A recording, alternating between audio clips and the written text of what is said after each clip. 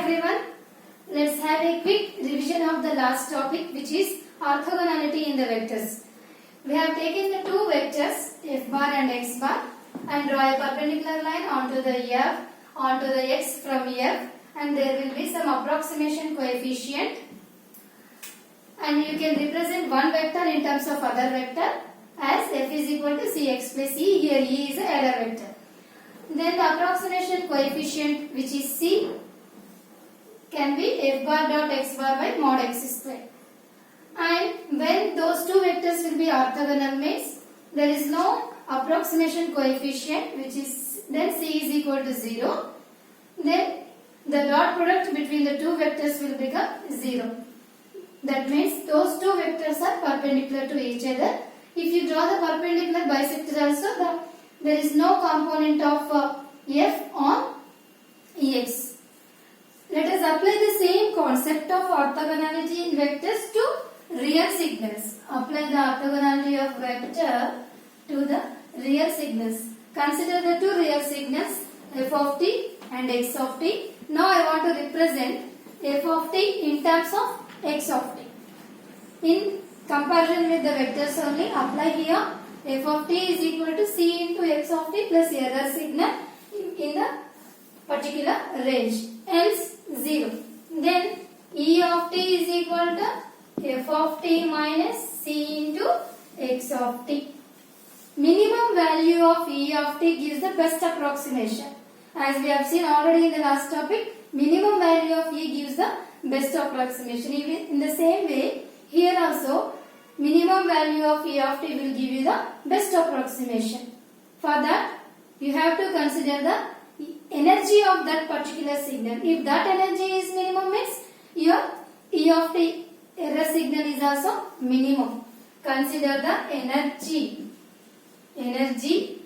Let us take E over T1 to T2. Energy formula E of t mod E of t whole square dt. This is the energy. By considering the energy minimum, means then your E of t also will be minimum. And here the approximation coefficient is c, right? Choose the c value such that E must be minimum. That's why differentiate your energy function with respect to c. Because c is the variable, your approximation coefficient is variable. That's why do the differentiation for E with respect to cc. To get the minimum value, means you have to equate to the 0. Equate to the 0. Let us put all this d by dc of E. E, what you got? Integration t1 to t2 and e square of t for f of t minus c x of t whole square dt, and this entire you must equate to the 0. From this you have to get a value for c, approximation coefficient. Now let us expand this, which is a minus b whole square formula. F square of t plus c square x square of t minus 2 f of t c x of t, and apply the integration over t1 to t2 and equate to the 0. In the next step, apply the integration to each and every term. Integration of t1 to t2 f square of t dt plus d by dc of integration of t1 to t2 c square x square of t dt, and next minus d by dc of integration of t1 to t2 2 times of f of t c x of t, and you have to equate to the 0. Simply here I applied this differentiation part and integration part into the basis. Now you have to differentiate each and every term with respect to c. That means the c variable must be present in the function. Observe the first term. Is there any c term? No, it is independent of c. C. Independent of C means rest all the terms are constant. Constant differentiation is 0. And in the second term, you concentrate only on the C variable. That means you are differentiating with the C variable. And remaining terms will become constant. And C square differentiation will be 2C. And in the next term, only one C here. Remaining terms 2f of t, x of t will become constant. And C differentiation will be 1. Different 1. After substituting all those, and that minus term will come that side, then this is the function, and this 2 and 2 gets cancelled.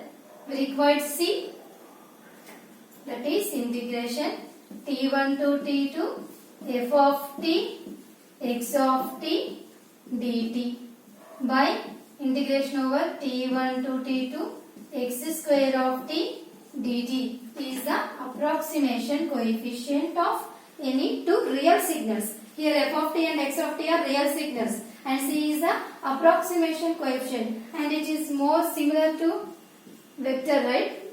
It is more similar to the vectors. Here the two vectors f bar dot x bar, here the two signals multiplied and integrated over, and even in the denominator the second signal is square there also. Okay, and if any one of the signal is complex, if any one of the signal f of t is a real signal and if x of t is a complex signal, then how can you write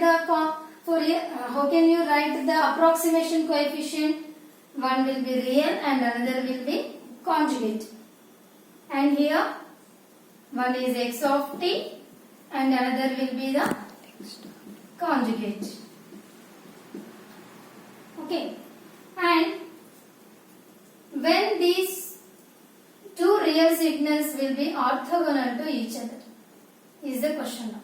When these two signals will be orthogonal to each other. Orthogonal means there is no approximation coefficient. Orthogonal means your C must be 0. And observe numerator and denominator. Numerator and denominator. Denominator looks like the energy formula. Every signal has some energy. The signal exists means there will be some energy for that signal. So denominator will become 0.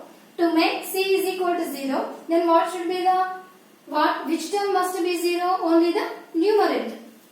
For orthogonal of two signals, your numerator integral over t1 to t2 f of t x of t dt is equal to 0. Remember this condition. For any two real signals must be an orthogonal. Now consider a orthogonal set having n signals x1 of t, x2 of t and xn of t, and which are mutually perpendicular to each other, that is mutually orthogonal to each other. That set I am considering as phi n of t. Now I want to represent another signal f of t in terms of this set phi n of t. And that entire set I can write as a linear combination summation n is equal to 1 to capital N x n of t, which is f of t is equal to Cn, the approximation coefficient, phi n of t and plus some other signal. Okay, then phi n of t is a linear combination summation n is equal to 1 to n Cn x n of t e of t. From that I have taken the error signal, and in the just now I told you orthogonality of two real signals I have taken in the previous.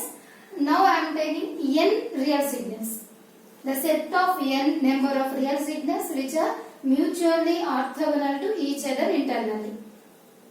Then the error signal f of t minus summation, because n number of signals are there, that's why I am taking the summation here. Then this e of t must be minimum. Then consider the energy, and with respect to the c variable you have to do the differentiation and equate to the 0 so that you will get the approximation coefficient. Just now you have solved clearly, and just I am similarizing that orthogonality of two real signals to orthogonality of n real signals here. Then Ci, a generalized one. I can take 1, 2 up to n, total n signals, n. Integration of numerator t1 to t2, f of t into xi of t. In the previous two signals only, that's why f of t into x of t. Here n signals are there. I have taken randomly one signal xi, ith signal. Integration t1 to t2 xi square of t. Now, in the set, let us consider xm of t and xn of t are the two signals. In the total set, xm of t, xn of t are the two signals.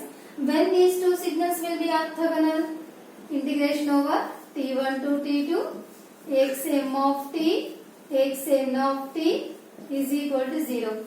When we can say those two signals are orthogonal, multiplied and integration, if you give the result 0 means those two signals are called orthogonal.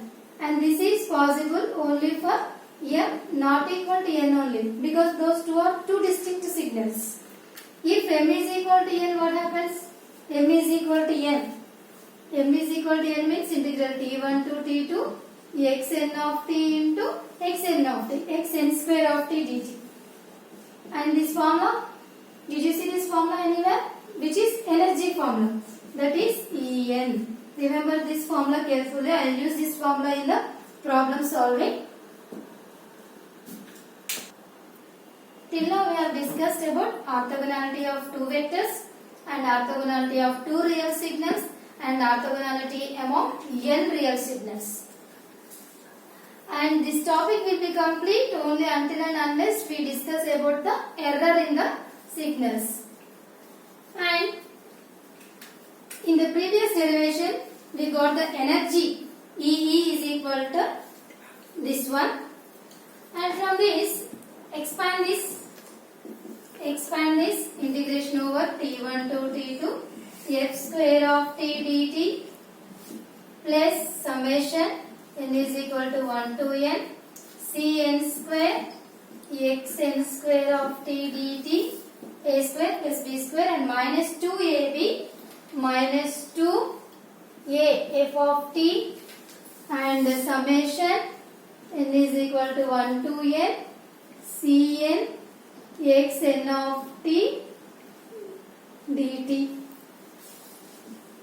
Now expand this integration into the functions. Integration over t1 to t2 f square of t dt plus integration t1 to t2 summation n is equal to 1 to n cn square xn square dt minus 2 integration t1 to t2 f of t and summation n is equal to 1 to n cn xn of t dt.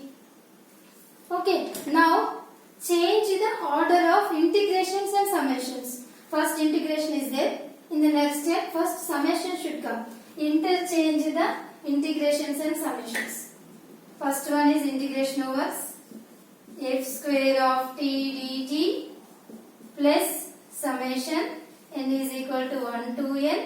Bring along with the cn square, interchange, and integration over t1 to t2 x n square of t dt.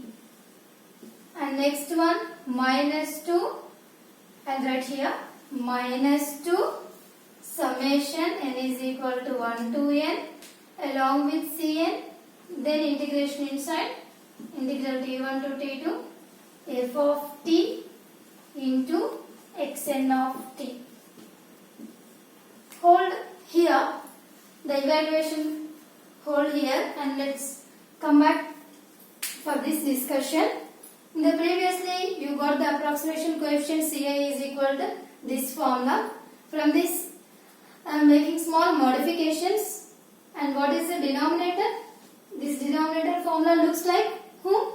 Energy. EI. Ci is equal to Ei, energy formula. Then this Ei this side, Ci Ei integration over, and I am replacing I with N for the problem solving. En integration over and energy formula. En is equal to integral T1 to T2 xn square of T, and Cn En. I am using these two modifications in the original evaluation. This bracket is what? This bracket is energy, Cn square, and this one is En. And what about this from here? This is